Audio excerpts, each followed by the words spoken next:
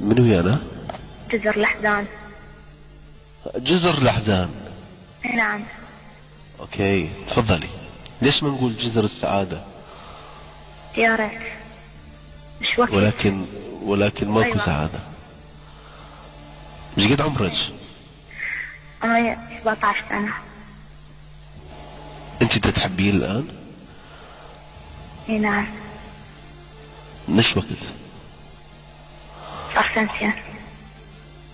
يعني من عمرك 15 سنة؟ تقريبا ايه. ولحد هذه اللحظة أم لا؟ لا هو أنا بدي أعترف يعني يوم. نعترف. يلا تفضلي ونسمع الاعتراف. تفضلي. أقسم بالله العظيم، أقسم بالله العظيم أن أعترف بكل خطأ ارتكبته. محكمة محكمة. جزر الأحزان. اي نعم. تفضلي. أقسم بالله أن يوم 15/5/2008 وهو يسمعني هسه. يا مروان أني خنتك، يا مروان أني خنتك.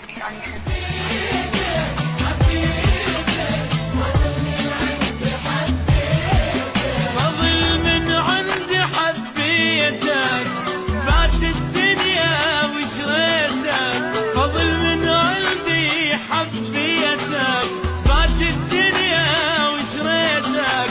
عرفتك مو على نيتك، هسه شلون. هو يعتبرها خيانة، بس اللي يسمع القصة ما يعتبرها خيانة.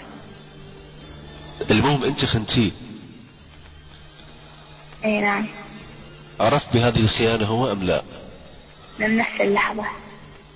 بنفس اللحظة عرف. اي. شلون عرف؟ أولا هي عندي مشكلة يا صديقتي، فطلبت مني أن أساعدها. كانت الساعة 9:15 بالليل، عندي موعد إنه أتصل واحكي وياه. اتصلت حاولت، كانت التغطية مو مو زينة. ففي سبيل أقول له إنه أنا راح أتصل من موبايلي على هذا الشخص اللي هو يعني صديق قديم إلي. والله وما حصلته. ثق بأول عظيم مو قصد خيانته، لا والله مستحيل أن يكون. اتصل لقيت جهاز مجنون. ما في فرصة لي أقول إنه أوضح له، أقول له ما موجود.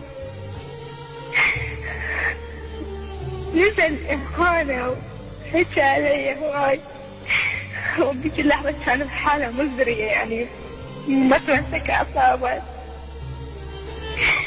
ما أعطاني حتى فرصة إنه أشرح له أو أي شيء.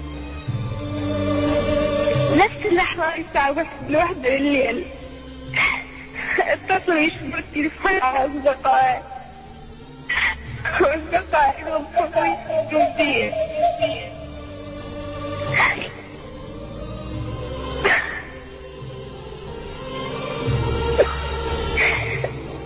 قررنا نتفاهم.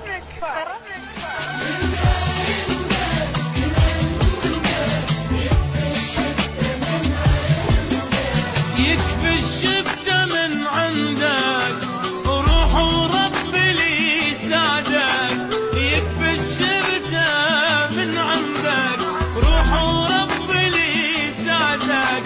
كرهت الحب من بعدك، وقلبي ثقيل طاوعك. أنت كلش أحب أتذكر أول حمولية، مستوى بيك اللحظة لو منطيني مكان أشرح له وأقول له اللي صار ممكن يسامحني. إحنا هنا تقريبا مجتمع منحرف، ما مبني يعني يكون عندها صديقة وهيك شيء. لكن هي كانت بداية مشكلة، يعني عمود مشكلة وأنا أريد أحكي، مو قصة شيء. والله ما قصدي أخونك وهسه ويسمعني، يسمعوني كل أصدقائي وكل الدنيا وكل أهلي، إنه أنا ما خنتك. وأقول لك كافي عاد صار سنتين من الموضوع، كافي عاد.